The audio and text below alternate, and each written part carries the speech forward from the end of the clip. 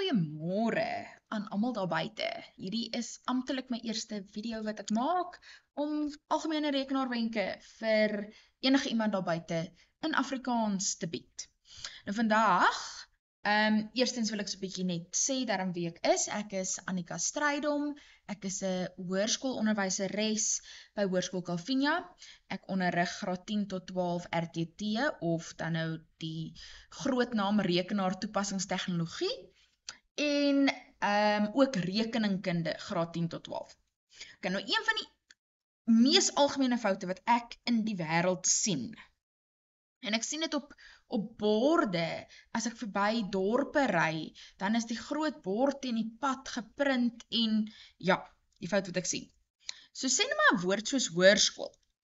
Ek zoom vir ons hier in.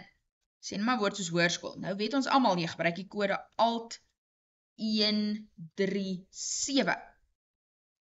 Hoërskool Calvinia. Okay.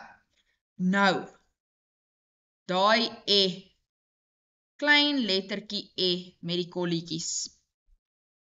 Dit is een van die goed wat vir my die maalste maak in die wêreld. Veral as dit op kennisgewingborde iewers is. So 'n maklike manier om dit reg te stel. Daar's twee maniere, maar kom ek wys die maklike manier. Jy selekteer letterlik daai woord. Of jy kan al twee woorde ook selekteer, dit maak nie saakie, kom ons selekteer in hierdie geval al twee.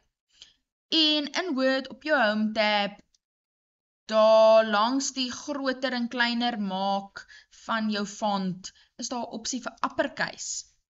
En daar het jy 'n hoërskool met 'n hoofletter en sy kolletjies, soos ons hom noem, die deelteken. 'n tweede manier sou wees, kom ek gaan gou terug, 'n tweede manier sou wees, om daai uit te vee, by jou Insert tab te gaan, by symbols heel regs in te gaan, na More Symbols toe te gaan, so 'n bietjie van 'n lange roete. Maak seker jou font hierbo is op Arial of die font waarin jy tans is. Ag, 'n mens kan sommer eintlik al heel bo net normal tekstok kies.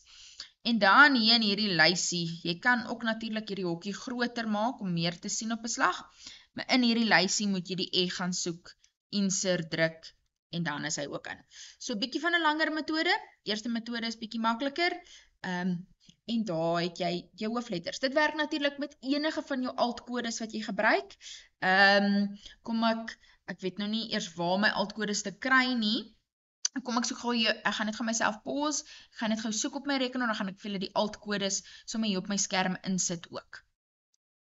Ok, ek is weer terug, ek het hom gevind. So hierdie is jou mees algemene altkodes wat ek nou hier vir julle op gaan sit. Daar is nou sommer klomp. So dis jou mees algemenes, soos ek sê.